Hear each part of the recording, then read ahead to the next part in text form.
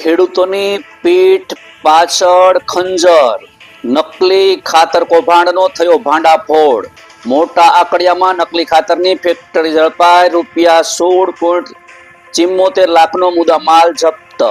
નમસ્કાર, સહજ ન્યૂઝ સાથે હું છું ગોપાલ ભેસાણીયા.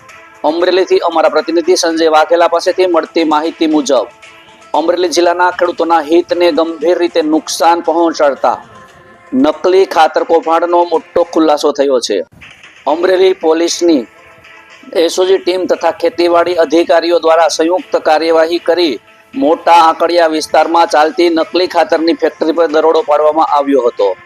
દરોડા દરમિયાન નિરીમા એગ્રી પ્રોડક્ટ્સ નામની ઇકાઈમાંથી બનાવટી તથા નકલી ખાતરનો વિશાળ જથ્થો મળી આવ્યો હતો.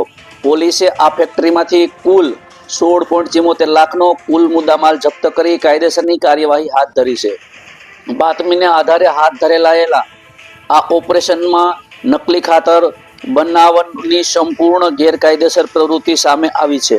પ્રાથમિક તપાસમાં આ કૌભાંડમાં ભરત ધાનાણીનું નામ ખુલ્યું હોવાનું સામે આવ્યું છે.